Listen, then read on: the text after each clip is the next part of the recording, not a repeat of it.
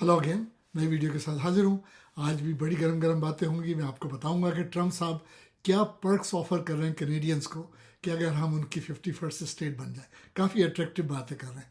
और ट्रम्प साहब एक ऐसे मुल्क का दौरा करेंगे सबसे पहले जो किसी अमेरिकन प्रेसिडेंट ने इससे पहले कभी नहीं किया, उस मुल्क का दौरा। वो भी आपको बताऊंगा। मैं आपको बताऊंगा कि चंद महीनों बाद जस्टिन ट्रूडो साहब को रिप्लेस कौन करेगा और कौन बनेगा प्राइम मिनिस्टर, नया प्राइम मिनिस्टर कनाडा का। मैं आपको बताऊंगा और आप लिख के रखिएगा, इंशाल्लाह वो बात सही होगी। दूसरी बात यह है कि हम ओंटारियंस 27 फरवरी को वोट देने जा रहे हैं। We going to hit the poles.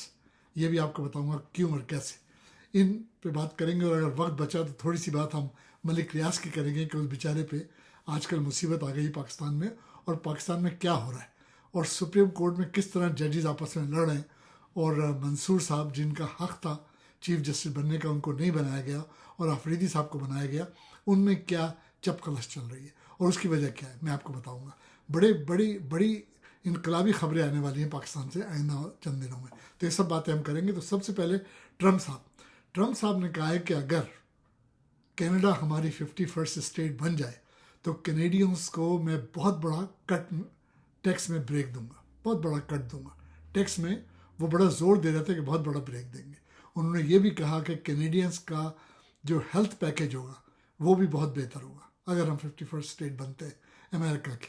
और फिर उन्होंने कहा कि टैरिफ भी माफ़ हो जाएगी, टैरिफ का सवाल ही पैदा नहीं होता। हालांकि आई मीन ये तो इस फूलिश ड्रीम।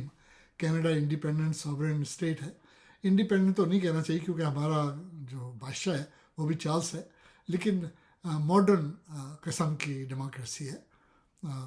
इंडिपेंडेंट तो आज़ाद तो नहीं है पाकिस्तान की तरह, लेकिन कभी भी ऐसा होगा नहीं कि कनाडा 51st स्टेट बने। बट ट्रम्प साहब काफ़ी पर्क्स दे रहे हैं और काफ़ी अट्रैक्टिव है, क्योंकि फरवरी 1 से टैरिफ आ जानी है और उस टैरिफ से सारे कैनेडियन के हर लेवल पे खौफ फैला हुआ है। फेडरल भी, प्रोविंशियल भी, थोड़ा बहुत म्यूनिसिपल भी। डग फोर्ड साहब ये कहते हैं कि ट्रम्प से बात करने के लिए मैं सही लीडर हूँ। उन्होंने काफ़ी इंसल्टिंग रिमार्क्स दिए लिबरल लीडर बानी के और एनडीपी लीडर के, कि उनमें गट्स नहीं है बात करने के लिए ट्रम्प से। मैं पैराफ्रेजिंग कर रहा हूँ, उन्होंने तकरीबन यही बात कही है। और दूसरा ये कि फोर्ड साहब जो हैं वो मूड में है कि अर्ली इलेक्शन हो जाए, वो चाहते हैं कि अर्ली इलेक्शन हो, तो उस पर भी बात करेंगे। और दूसरी बात, मैं बड़ी इंपॉर्टेंट बात आपसे ये करना चाहता हूँ कि ट्रम्प साहब वाहिद अमेरिका के प्रेसिडेंट हैं जो सऊदी अरेबिया जाएंगे सबसे पहले, और वो अपनी पहली टर्म में भी सबसे पहले रियाद गए थे। इससे पहले कोई अमेरिकन प्रेसिडेंट सऊदी अरेबिया नहीं गया। इससे पहले बाइडन साहब जो थे उनका आयरिश बैकग्राउंड था, वो इंग्लैंड गए थे, यूके गए थे। ओबामा साहब कनाडा आए थे, क्लिंटन कनाडा आए थे, मुझे याद है, जहाँ तक मुझे अच्छे से याद है जॉर्ज बुश साहब भी कनाडा आए थे। कोई भी सऊदी अरेबिया नहीं गया था। और ट्रम्प साहब ऐसा क्यों कर रहे हैं कि उन्होंने कहा है कि मैंने MBS को कॉल किए और मैं एक्सपेक्ट कर रहा हूँ कि 50 बिलियन सऊदी जो है इन्वेस्ट करेगा USA में। लेकिन वो तो सऊदी की जो मलूकियत कायम है, जो किंगडम कायम होता है अमेरिका के बलबूते पे है। तो फॉरेन MBS ने 60 बिलियन इन्वेस्टमेंट का ऐलान कर दिया। तो ट्रम्प साहब क्यों नहीं जाएंगे रात? यकीनन जाएंगे। और ट्रम्प साहब का ख्याल ये है कि उस सऊदी पैसे से हम मुल्क में तरक्की करेंगे। बहरहाल ये तो होना ही है, सऊदी अरब तो बहरहाल उनकी जेब में पड़ा हुआ है। तो ट्रम्प साहब सबसे पहला दौरा वहाँ का करेंगे। उन्होंने अपने डिप्लोमेसी शुरू कर दिए और वो इंडिया भी जाएंगे। इंडिया से भी वो अच्छे ताल्लुकात चाहते हैं। और आपने देखा होगा कि उन्होंने अपनी कैबिनेट में एक इंडियन को लिया है, पटेल को। हालांकि वो पटेल इंडिया में पैदा नहीं हुआ, वो अफ्रीका में पैदा हुआ है तो इंडियन बहरहाल वो गुजराती भाई है अपना। तो वो भी FBI का मेरा ख्याल डायरेक्टर बनने वाला है, अच्छी पोजीशन दी है उसको। तो इंडिया की तरफ काफ़ी लीन हो रहा है ट्रम्प साहब। होना भी चाहिए। इंडिया चाइना के बाद सेकंड वर्ल्ड ट्रेड पावर है। अनफॉर्चुनेटली हमारे मुल्क को लीडरशिप मिली नहीं कि हम भी उस लाइन में आते कि ट्रम्प साहब कहते कि मैं पाकिस्तान जाऊँगा। खैर यह दूसरी बात है। बहरहाल ट्रम्प साहब जो हैं उनकी प्रेसिडेंसी में आप देखेंगे कि जो काम बाइडन ने 4 साल में नहीं किया वो ट्रम्प साहब 4 महीने में कर लेंगे। हर रोज़ वो लगे हुए हैं, कुछ ना कुछ नई उनकी ताज़ी खबरें आती रहती हैं। हम ओंटारियो की बात करें तो लगता यह है कि वेडनेसडे को जनाब फोर्ड साहब जो है अनाउंस करने वाले हैं अर्ली इलेक्शन का। इलेक्शन तो एक्चुअली होने थे जून 26 में, यानी अगले साल जून में। लेकिन क्योंकि ट्रम्प साहब की पॉपुलरिटी 18% ज़्यादा है दूसरे प्रोविंशियल लीडर से, तो उन्होंने देखा कि मौका अच्छा है, इलेक्शन कॉल कर लो, 1 साल से क्या फ़र्क पड़ता है, 4 साल के लिए मैंडेट ले लो। तो अब उन्होंने कंफर्म कर दिया कि वो कॉल दे रहे हैं इलेक्शन की, और 27 फरवरी को हम लोग वोट देने जाएंगे। अब देखिए इस वक्त जो है ना, पीसी की पॉपुलरिटी 43% है डिसाइडेड वोटर्स में, जबकि लिबरल्स की, जिसकी लीडर बॉनी क्रॉम्बी हैं, जो मेयर होती थी मिसिसागा की, और मैंने उनके अगेंस्ट इलेक्शन भी लड़ा था एक्चुअली, मेयर ऑफ मिसिसागा का, तो वो लीडर है, उनकी पॉपुलरिटी या पार्टी की पॉपुलरिटी 25% है, और एनडीपी की 21% है। तो NDP is not far behind. हालांकि बॉनी क्रॉम्बी जो है वो एनडीपी लीडर से मैं समझता हूँ ज़्यादा मशहूर है, लेकिन बहरहाल इन दोनों की पॉपुलरिटी अभी डाउन है। और यकीनन अगर इलेक्शन हो जाते हैं 27 फरवरी को, तो मेरा अंदाज़ा ये है कि फोर्ड साहब जो हैं वो दोबारा मेजॉरिटी में गवर्नमेंट फॉर्म कर लेंगे अनदर 4 ईयर्स के लिए। अब ये डग फोर्ड साहब कौन है?